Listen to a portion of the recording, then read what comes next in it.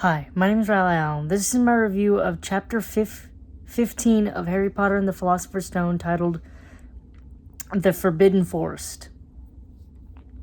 Picking up exactly where the last chapter left off, we have Harry and Hermione being caught by Filch and being dragged to McGonagall's office for being out of bounds after curfew, along with Draco Malfoy and Neville. Neville has 20 points lost, I believe. No, I don't remember how many points he lost, but I know he got points deducted in detention.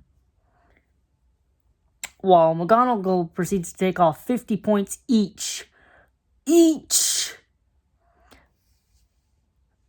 from Neville, Hermione, and Harry, and then give them detention. But it isn't an immediate detention. No, it's long enough for Harry to forget why they had the detention.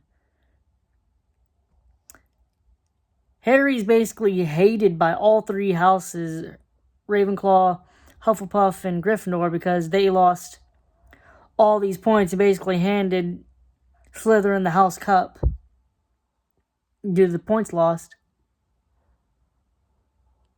So he wants to resign from Quidditch because they're not even calling him by a name. They're calling him the Seeker, and so it's lost its charm. It's fun. Stop being fun to him. But Wood, the taskmaster, the drill sergeant, refuses it. Eventually, a letter comes and tells Harry that he's going to meet Filch for his detention. And guess where the detention is and what time it is? It's 11 o'clock at night.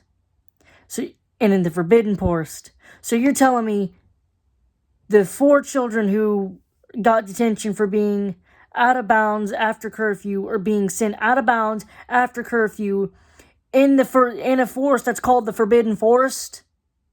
And they're sending them with Hagrid, who isn't legally allowed to use magic. Hagrid, who's going into the Forbidden Forest to hunt down something that is fast enough and strong enough and dark enough to want to kill a unicorn. What are 4 first years gonna do? Cry? And then Hagrid, the man of all, the great man, he proceeds to split them up. Come on, Hagrid.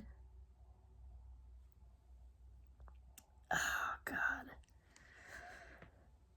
Well, he sends Neville and Malfoy together, and Malfoy makes a joke by scaring Neville.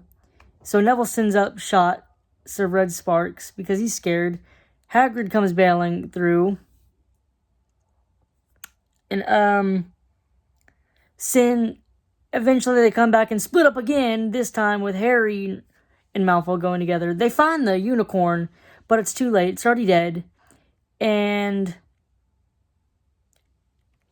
Malfoy runs away in fear. I don't blame him, I don't blame him.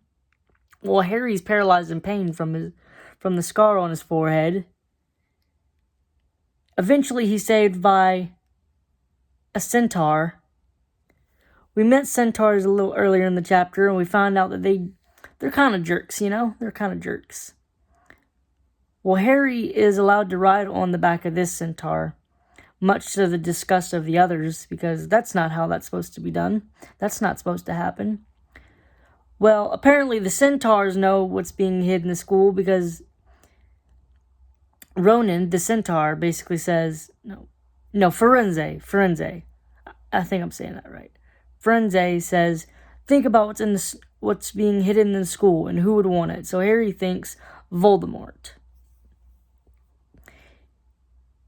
He goes on to tell Ron and Hermione this. They want to tell Dumbledore, but Harry brings up a good plot, the good thought-wise of Dumbledore wouldn't believe him. It's known they're hated Snape. it'd just be seen as a way to get him in trouble. Because, again, at this point, they think Snape's the one doing this. Filch wouldn't back him up because Filch would just think, oh, good, less students. Harry, of course, is still of the mind of staying out of it because, he lost 150 points, He doesn't want to do anything to do with this danger anymore. Now, it's not going to last. That's not going to last. Also, this chapter, the centaurs were talking about Mars, the planet Mars, and how it's bright tonight. If you don't know, Mars is the Roman god of war. I think this is basically us being told that the war is going to happen soon, which it does, only a few years later. But this is basically the start of it, because this is when Voldemort starts to attempt to return. And then Ronan, one of the centaurs, says, innocence is always the first casualty, or something like that, which is true.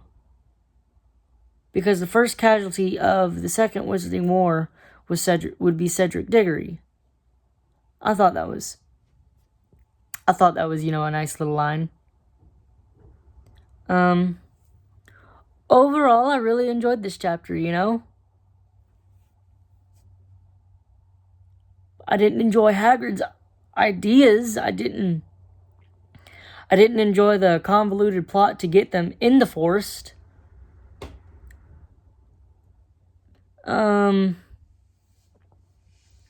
Overall, I'll give this chapter an 8 out of 10. Thanks for watching the video. Don't forget to like, comment, and subscribe, and I'll see you in the next video.